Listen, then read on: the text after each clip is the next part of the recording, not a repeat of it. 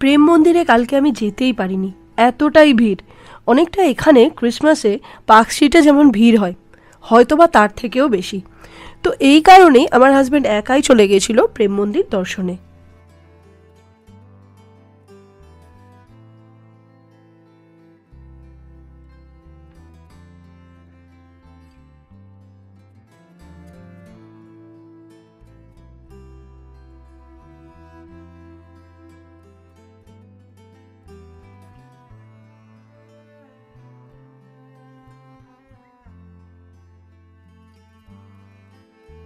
এই প্রেম মন্দির তৈরি শুরু হয় 2001 সালের জানুয়ারিতে, প্রায় 12 বছর।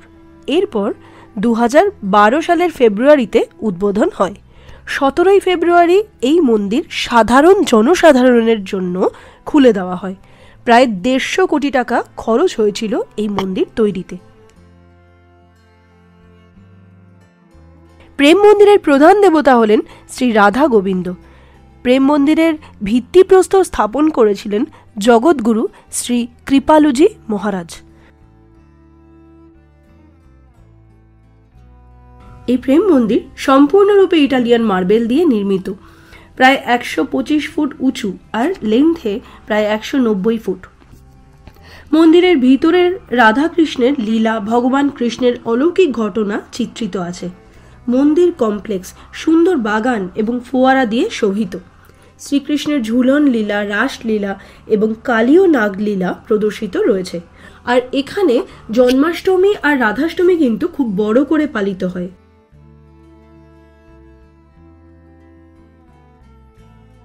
বৃন্দাবনে আসার বেস্ট টাইম কিন্তু অক্টোবর থেকে মার্চ, কারণ মাঝের সময়টায় বেশ ভালো গরম থাকে। তবে ডিসেম্বরের দিকে যেটা হয়, ডিসেম্বরের দিকে ভিড়টা খুবই বেশি হয়। যারা ভিড় একটু অ্যাভয়েড করতে চান তাদের পক্ষে হয়তো আরেকটু ঠান্ডায় ওই জানুয়ারির শেষ এবং ফেব্রুয়ারির শুরু এই সময়টায় আসা বেশ ভালো হবে। গুড মর্নিং বন্ধুরা, আমার চ্যানেলে সবাইকে স্বাগত। সেভাবে এবার সত্যি কথা বলতে ভিডিও করে উঠতেও পারছি না, কারণ বৃন্দাবনে এত ভিড়। কালকে আমরা সাডেন আমাদের যে প্ল্যানটা ছিল একটু চেঞ্জ হয়েছে, কারণ বলেছিলাম যে গাড়ি ঢোকাতে অসুবিধা হচ্ছে। সেই জন্য প্রায় রাত 12টা যখন ব্যারিকেডগুলো খুলে দেওয়া হয়েছে শহরের মধ্যে, তখনই আমরা ঢুকতে পেরেছি। তো অনেকটা রাত হয়ে গেছে শুতে, সেই জন্য পরদিন সকালবেলা ভোরে উঠে প্ল্যান ছিল বেরিয়ে যাওয়ার, তো সেটা আমরা করে উঠতে পারিনি। কালকের দিনটা ওই জন্য অল্পই ঘুরেছি। ভান্ডির বন গেছি, বংশীবট গেছি। তাছাড়া যেটা প্ল্যান ছিল না, ঠিক করলাম যে কালকে দুপুরটা তাহলে নিধুবন হয়ে আসি। ওরে বাবা, নিধুবনে ভিড়, প্রচণ্ড ভিড়। মানে কিছুটা যাওয়ার পর আমার মনে হলো যে আর বোধহয় যাওয়া যাবে না। আমি ভেবেছিলাম যে ব্যাক করে চলে আসবো, মানে দম বন্ধ হয়ে আসছে, এত ভিড়। শুনলাম 25শে ডিসেম্বর নাকি আরও ডেঞ্জারাস ভিড় হয়েছে। তো আর সন্ধ্যাবেলায় প্রেম মন্দির যথারীতি, কালকে প্রেম মন্দির ঢোকার সেভাবে সাহসী নিতে পারিনি, প্রচণ্ড ভিড়, প্রচণ্ড। ইস্কনেও খুব ভিড়, আমরা একদম ইস্কন মন্দিরের পাশেই আছি। তো আজকে আমরা এখনই বেরোবো। তো প্ল্যান একরকম করা ছিল, তবে অবশ্য কিছু কিছু তার মধ্যে চেঞ্জও হচ্ছে। তো আজকে এখনও কোথায় যাব সেভাবে ঠিক করিনি, দেখা যাক। সময় মতো বেরিয়ে উঠতে পারলে, কারণ এখানে না ম্যাক্সিমাম মন্দির 12টার মধ্যে বন্ধ হয়ে যায়। তবে নিধুবন 1টা অবধি খোলা থাকে, আবার বিকেল 3টে থেকে খোলে। সত্যি বলতে এতটা যে কুয়াশা বুঝতেই পারিনি, খুবই কুয়াশা, আর সে কারণে ভোরে বেরোতেও পারিনি। তো আজ মোটামুটি ঠিক করলাম নন্দগাঁও বারসানা যাব, গোবর্ধন পরিক্রমা করব। সেই মতো একটা অটো বুক করলাম ইস্কনের সামনে থেকে। মোটামুটি কথা বলে যা বুঝলাম 1000-2 টাকা নেবে।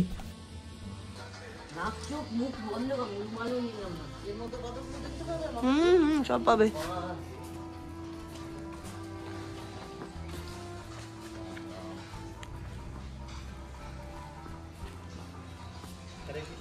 হরে কৃষ্ণ। রওনা দিলাম প্রথমে নন্দগাঁও। এতটাই কুয়াশা যে রাস্তায় কিচ্ছু দেখা যাচ্ছে না, অটো খুব আস্তে চালাতে হচ্ছে।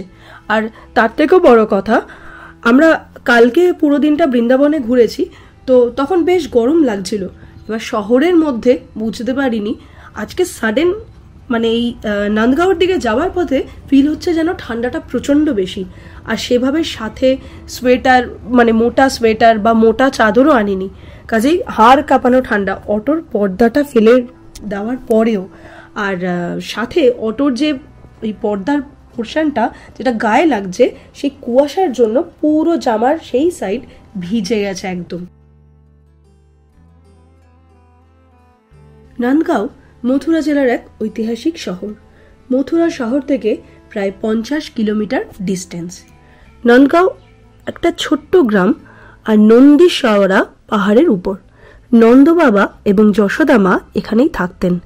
এই গ্রামের প্রধান ছিলেন নন্দবাবা।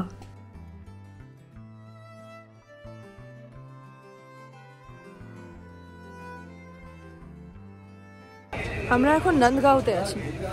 আজকে সকালবেলা সব থেকে বেশি কুয়াশা, মানে কিছু দেখা যাচ্ছে না এক পা আগে অবধি। তো ঠান্ডাও বুঝতে পারিনি যে সাডেন এতটা ঠান্ডা লাগবে, অসম্ভব ঠান্ডা লাগছে। ঠিক করে জ্যাকেটও নিয়ে আসিনি, মানে হোটেল থেকে নিয়ে বেরোয়নি। এতটা যে ঠান্ডা কালকে অবধি তো নর্মালই ছিল, সেরকম ঠান্ডা পড়েনি।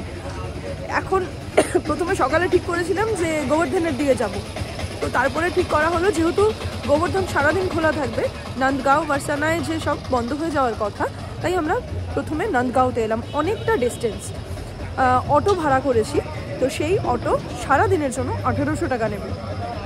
এখন আমরা আছি নন্দগাঁওতে, এখানেই ব্রেকফাস্ট সারলাম ছোলে ভাটোরা দিয়ে। এবার যাচ্ছি আমরা নন্দগাঁওয়ের ভেতরের দিকে। অতটা সকালে বেরিয়েছি তো ব্রেকফাস্ট করে আসতে পারিনি, কারণ 7টার দিকে খুব কম জায়গাতেই ব্রেকফাস্টের অপশন পাওয়া যায়। তো এখানে নেমে সামনেই পেলাম ছোলে ভাটোরা, আর সাথে হচ্ছে চা। 100টা সিঁড়ি আছে, 100টা সিঁড়ি মন্দিরে উঠতে।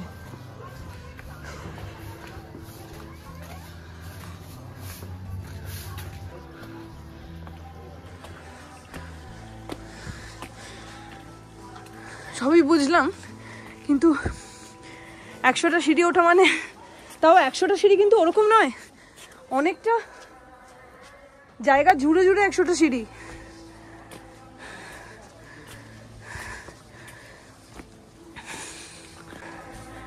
এখানে বাইকেও নিয়ে যায়, সেক্ষেত্রে 100 টাকা করে মন্দির অবধি নিয়ে যায়, আবার ব্যাক করিয়ে অটো যেখানে দাঁড়িয়ে আছে সেখানে পৌঁছে দেবে। तो वहाँ पर आके सताने लगे, नंदगांव से नंदगांव ले आए। नंदगांव में एक ऋषि ने तपस्या की थी, नंदगांव की सीमा में कोई भी राक्षस आएगा तो पत्थर का हो जाए, इसलिए नंदगांव गो को छोड़कर नंदगांव में आए। यहाँ पर ही कंस ने राक्षस भेजे थे, जैसे ही नंदगांव की सीमा में प्रवेश किया वो पत्थर के हो गए थे। आज भी बने हुए हैं, आवगराल के नाम से जाने जाते हैं। कौन सा ऋषि ने तपस्या की थी? सांडेल ऋषि।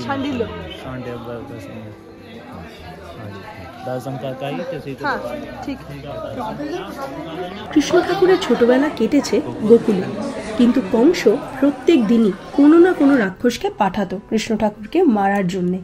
সেই সময় নন্দবাবা ও বাকি সমস্ত গোয়ালারা সিদ্ধান্ত নিয়ে গোকুল থেকে এই নন্দগাঁওতে চলে আসেন।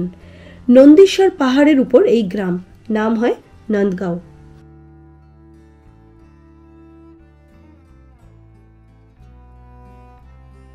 রয়েছে এখানে নন্দভবন, নন্দবাবার মন্দির, যেখানে আমরা এখন যাব। পাহাড়ের উপরে এই মন্দির। এই মন্দির হেঁটে তো অবশ্যই যাওয়া যায়, তবে সাথে রয়েছে আরেকটা অপশন। লোকালরা এখানে বাইক নিয়ে মন্দিরে পৌঁছে দিয়ে আসে। একজনের জন্য 100 টাকা, আর দুজন মিলে যদি একই বাইকে যায় তাহলে 150 টাকা। আবার ফেরার সময় বললে নিয়ে এসে এখানেই নামিয়ে দেবে। বয়স্কদের জন্য এই ফেসিলিটিটা খুবই ভালো, যাদের জন্য হেঁটে যাওয়াটা কষ্টকর।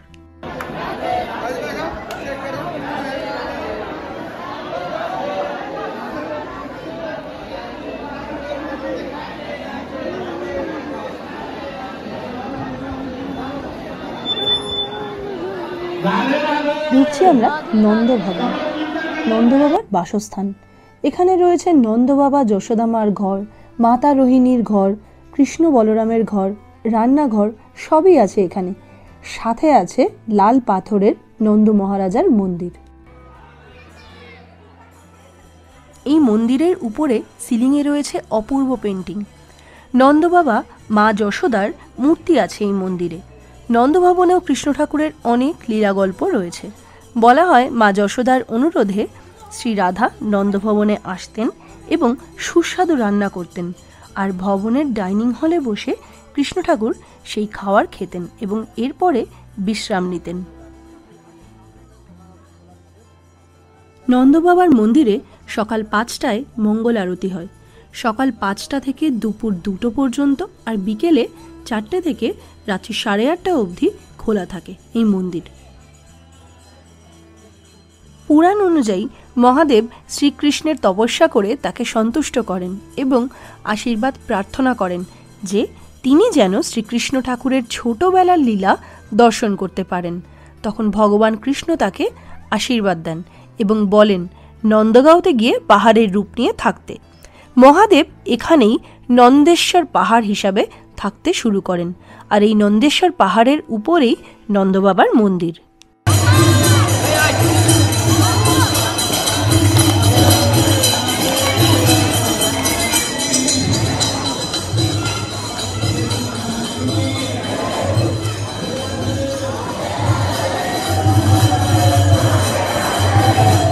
হ্যাঁ, পুরো নন্দগাঁওয়ের পুরো ঘরগুলো দেখা যাচ্ছে, কিন্তু কুয়াশা না থাকলে আরো দেখা যেত।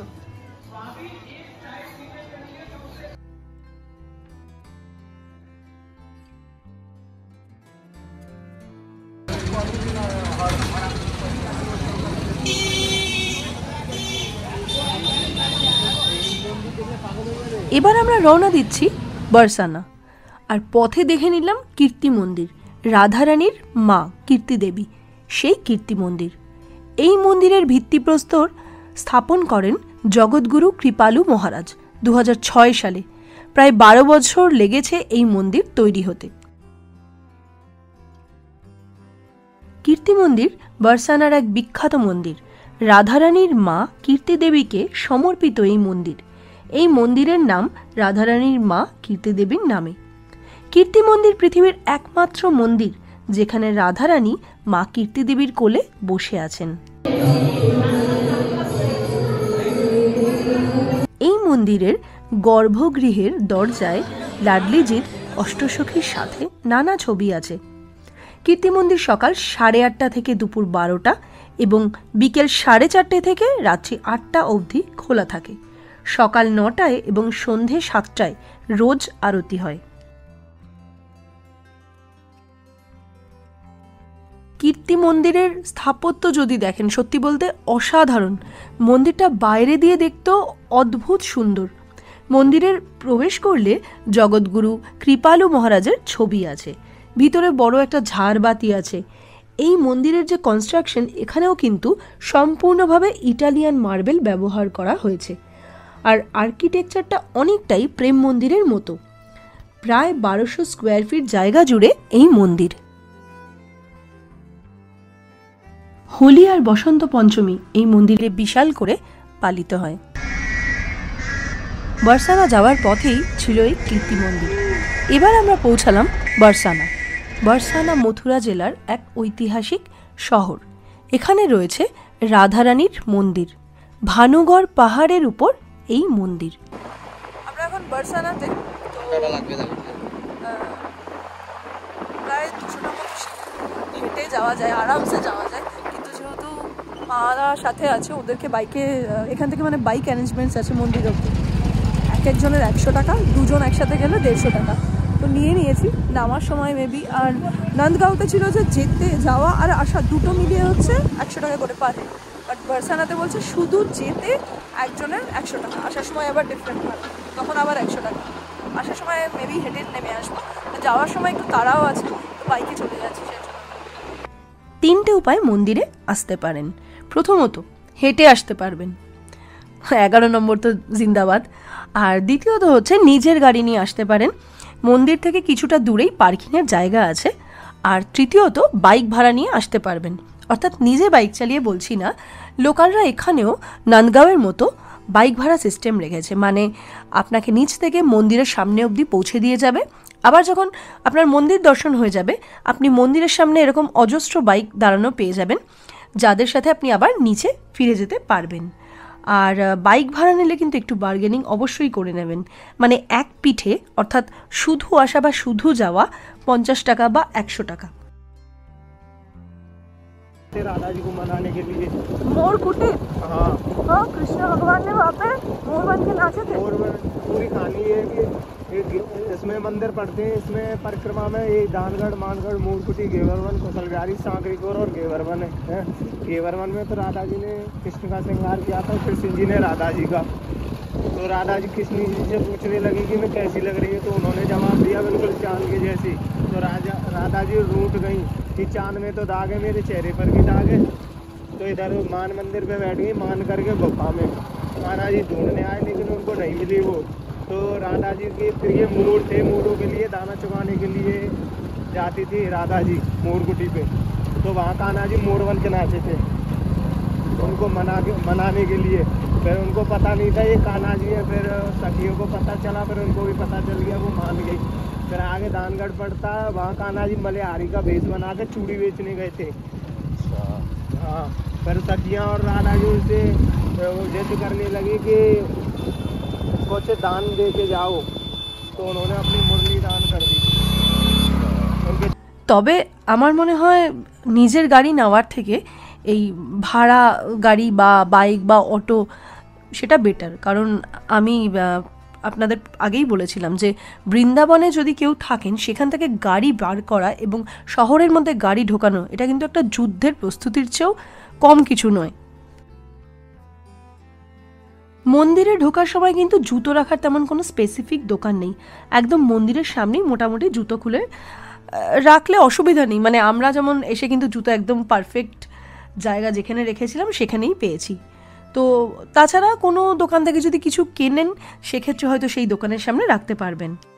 আগেই বলেছিলাম বরসানা কিন্তু রাধারানীর জন্মস্থান নয়, এখানে উনি লাডলিজি, আর উনার জন্মস্থান হলো রাওয়াল। এখানে পরে রাধারানীর বাবা ব্রিজভানু সবাইকে নিয়ে চলে আসেন কংসের অত্যাচারের হাত থেকে বাঁচার জন্য। মথুরা থেকে প্রায় 45 কিলোমিটার ডিস্টেন্সে এই বরসানা। বরসানার চারিদিক 4 পাহাড় দিয়ে ঘেরা। আগে নাম ছিল ব্রহ্মসারিন। পৌরাণিক কথা অনুযায়ী কৃষ্ণ ঠাকুর ব্রহ্মাকে পাহাড়ের রূপ নিতে বলেন এবং এই 4 পাহাড় ব্রহ্মার 4 মাথা বলা হয়, তাই ব্রহ্মা এবং তার মাথা অর্থাৎ সারিন জায়গার নাম ছিল ব্রহ্মসারিন। প্রত্যেকটা পাহাড়েই রয়েছে রাধাকৃষ্ণের মন্দির, আর সবথেকে ফেমাস এর মধ্যে রাধারানীর মন্দির। 1675-এ রাজা বীর সিংহ এই মন্দির তৈরি করেন। এখানে রয়েছে জলের বড় আধার যার নাম প্রেম সরোবর। বিশ্বাস করা হয় যে এখানেই রাধাকৃষ্ণের প্রথম দেখা হয়েছিল। এখানকার প্রধান উৎসব হোলি। লাডলিজির মন্দিরে কিন্তু বিশাল করে এই হোলির সেলিব্রেশন হয়। এই উৎসবের নাম লাঠমার হোলি। কৃষ্ণ ঠাকুর বরসানাতে রাধারানী এবং তার বান্ধবীদের বিরক্ত করতে আসতেন, তাই বরসানার মহিলারা তাদের লাঠি নিয়ে মারতে যেতেন এবং সেই থেকেই নাম লাঠমার হোলি। এখানে 2 দিন হোলি সেলিব্রেশন হয়। প্রথম দিন নন্দগাঁও থেকে বরসানায় সবাই আসে, আর দ্বিতীয় দিন বরসানা থেকে নন্দগাঁওতে যায় সবাই হোলি খেলতে। বরসানা থেকে নামছি আমরা এখন। বরসানা, নন্দগাঁও এগুলো কিন্তু নিজের গাড়ি অথবা 4 চাকা গাড়ি নিয়ে আসা যায়, কিন্তু সমস্যাটা হচ্ছে বৃন্দাবন সিটির মধ্যে যদি হোটেলে থাকি তাহলে সেক্ষেত্রে বৃন্দাবন সিটিতে কিন্তু গাড়ি একদমই ওই রাত্রি 12টার আগে কোনো এন্ট্রান্স নেই। সে কারণে একবার নিয়ে যদি বেরোই তারপরে আবার ঢোকানো এটা খুবই সমস্যা। সে কারণে আমরা গাড়ি নিয়ে আর আসিনি, আমরা লোকালি অটো বুক করে নিয়েছি। তো আজকে প্রথমে নন্দগাঁও গিয়েছিলাম, এবার বরসানা। বরসানা থেকে এবার আমরা নামছি। তখনই বললাম যে ওঠার সময় আমরা বাইকে করে এসছি, তখন দুজনের জন্য 150 টাকা এবং একজন সিঙ্গেল গেলে পার হেড 100 টাকা নিচ্ছিল। নামার সময় নন্দগাঁওয়ে যেমন যে বাইক নিয়ে যায় সে বাইকে আবার ফিরিয়ে নিয়ে আসে, রেট সেখানে আসা যাওয়া মিলিয়ে 100 টাকা, কিন্তু বরসানাতে 100 টাকায় ছেড়ে দিল, যাওয়ার সময় আবার আলাদা বাইক ধরতে হবে। তো এই মুহূর্তে আমরা নামার সময়টা হেঁটেই নামছি।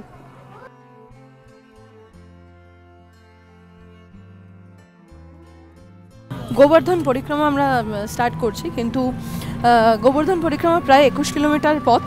এবার হেঁটে যদি যাওয়া যায় তাহলে তো খুব ভালো, কিন্তু না যাওয়া গেলে সেক্ষেত্রে এখানে রাধা কা রসোই বলে একটা জায়গা আছে, সেখান থেকে আবার টোটো যায়, অটো কিন্তু যেতে দেয় না, টোটো যায়, টোটোতে আবার বার্গেন করতে হবে।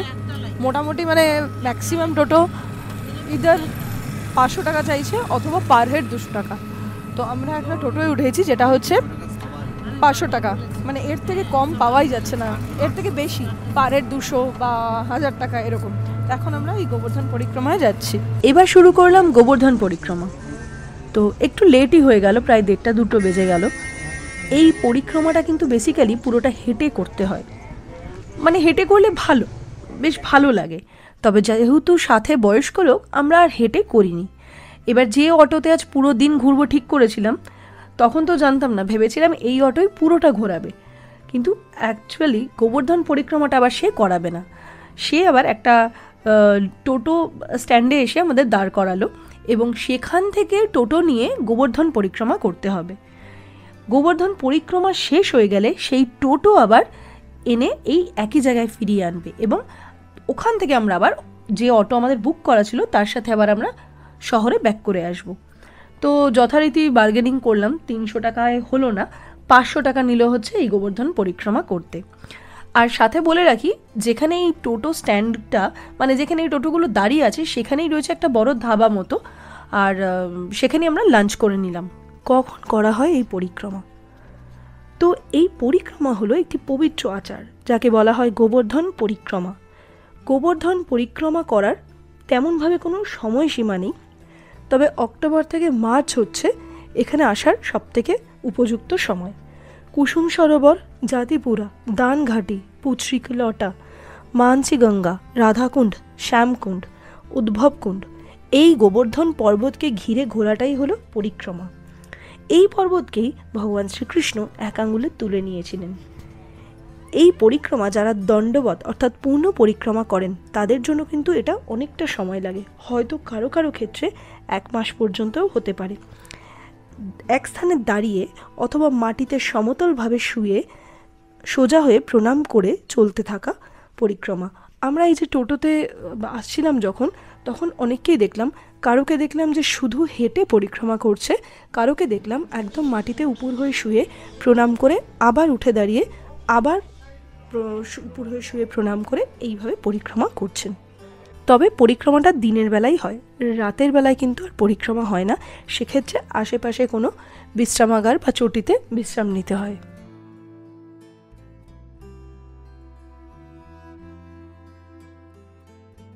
গিরিরাজ মন্দির ভগবান শ্রীকৃষ্ণকে অর্পণ করে এই মন্দির গিরিরাজজি নামেও পরিচিত।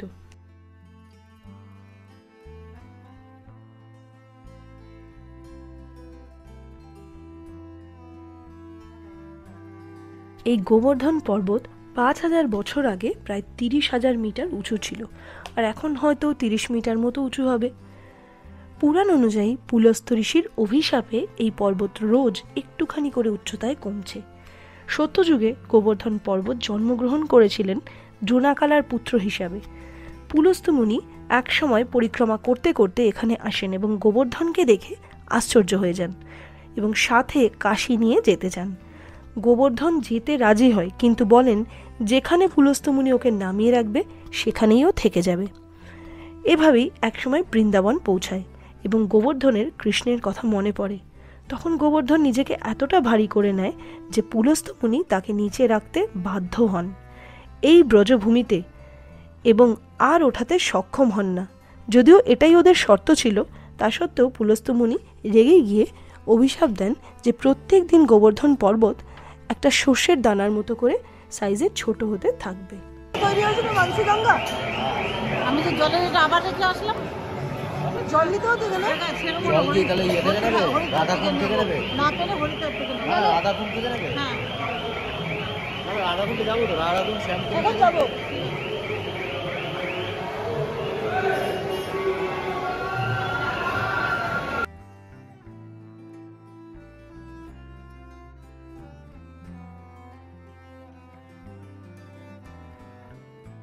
এই হলো মানসীগঙ্গা। মানসীগঙ্গা গোবর্ধনের সব থেকে পবিত্র লেক বলা হয়। কৃষ্ণ ঠাকুরের মনের শক্তিতে মানসীগঙ্গাকে গোবর্ধনে নিয়ে এসেছিলেন। বলা হয় যে গঙ্গা নিজের বোন যমুনার কাছে প্রার্থনা করেছিলেন কৃষ্ণ ঠাকুরের ছোটবেলা দেখার জন্য, এবং তখন কৃষ্ণ ঠাকুর গঙ্গাকে মনের শক্তি দিয়ে এই গোবর্ধনে এনেছিলেন। তাই মন থেকে সৃষ্টি মানসী গঙ্গা। এই জলে কৃষ্ণ ঠাকুর রাধারানীর সাথে নৌকা বিহারও করেছেন। এই জলে তীর্থযাত্রীরা পুণ্য স্নান করেন। গোবর্ধন পাহাড়ের প্রায় মাঝেই এই সরোবর, এবং এখানে 24 ঘন্টায় দর্শন হয়। মহিলাদের ঘর এটাই।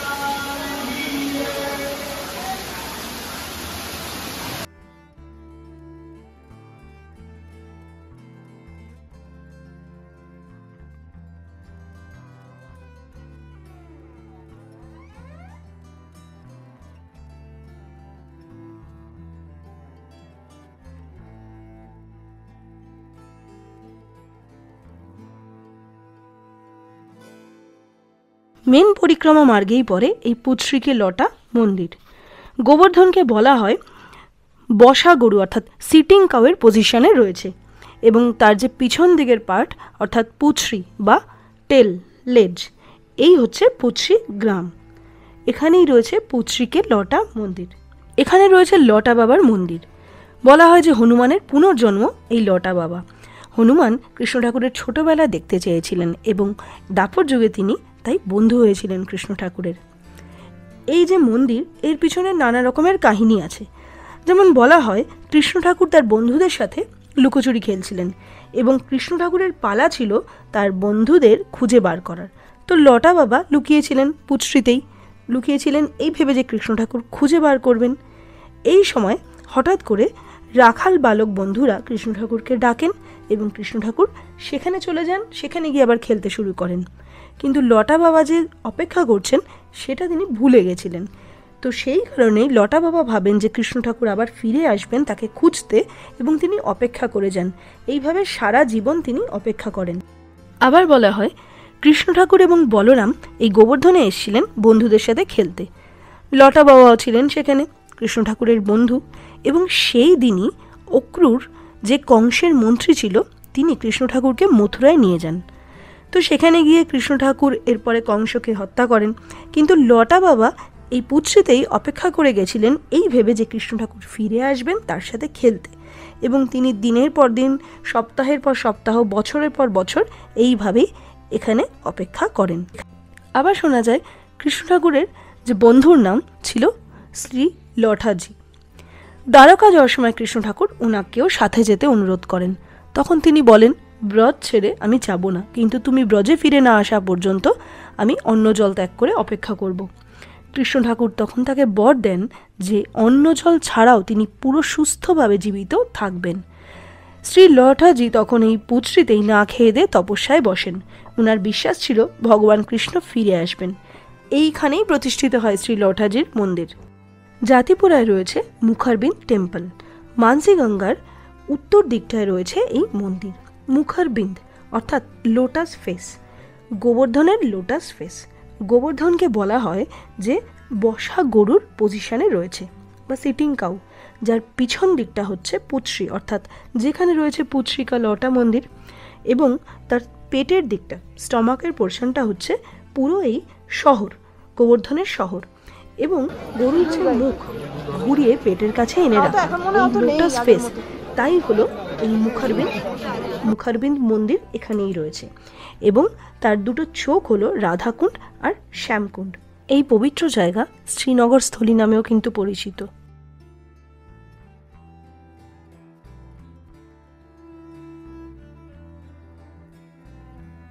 এবার আমরা যাচ্ছি রাধাকুণ্ড আর শ্যামকুণ্ডর দিকে।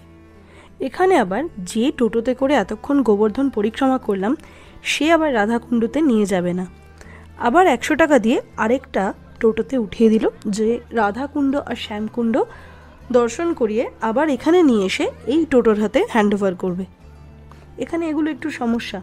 টোটো অটোর পেছনে কিন্তু খরচটা বেশ ভালো, হয়তো বাইক ভাড়া করে নিলে নিজেরা সেটা হয়তো অনেকটা ইজি হবে। রাধাকুণ্ড এবং শ্যামকুণ্ড পবিত্র স্থান। পৌরাণিক কথা অনুযায়ী কৃষ্ণ ঠাকুর একবার ষাঁড়রূপী এক রাক্ষসকে হত্যা করেন। রাধা তখন বলেন বিভিন্ন পবিত্র নদীতে স্নান করে সেই পাপ ধুয়ে ফেলতে। কৃষ্ণ ঠাকুর তখন হেসে উঠে তার এক পা মাটিতে ফেলেন, আর সেখানেই এক নদী নির্গত হয়, অল্প জল নিয়ে এক কুণ্ডের মতো। রাধাকে সন্তুষ্ট করতে কৃষ্ণ ঠাকুর সেখানেই স্নান করেন এবং সেই কুণ্ডের নাম হয় শ্যামকুণ্ড। রাধা এবং তার সখীরা এরপরেই পাশেই আরেক কুণ্ড খুঁড়ে ফেলেন নিজেদের হাতের ব্যাঙ্গেলস দিয়ে এবং মানসী গঙ্গার জল দিয়ে সেই পবিত্র কুণ্ড ভরেন। এই কুণ্ডের নাম হয় রাধাকুণ্ড। कोई भी वस्तु इस्तेमाल करने के बाद कुंड के घाटों पर न पटके, गंदगी न फैलाए, यह आपका अपना तीर्थ है, सफाई बनाए रखें। धन्यवाद। समस्त लोग से सूचित किया जाता है आपकी समस्त दृष्टिया का ध्यान रखिए। अपने सो तेरी भंजरा इत्यादि लोग सावधान रखते এসব কুণ্ড কালের কবলে হারিয়েই গিয়েছিল। এরপর চৈতন্যদেব বৃন্দাবন আসেন এবং এক কার্তিক পূর্ণিমায় তিনি তমাল গাছের নিচে রাধাকুণ্ড শ্যামকুণ্ডের উপর বসে ধ্যান করছিলেন। হঠাৎ তিনি দুজনের প্রতিচ্ছবি দেখতে পান এবং বুঝতে পারেন এই সেই রাধা আর শ্যাম, এবং এইভাবেই রাধাকুণ্ড এবং শ্যামকুণ্ড আবার পুনরুদ্ধার হয়। তিনি সেই কুণ্ডের জল নেন এবং কুণ্ডের মাটি নিয়ে গায়ে তিলক লাগান।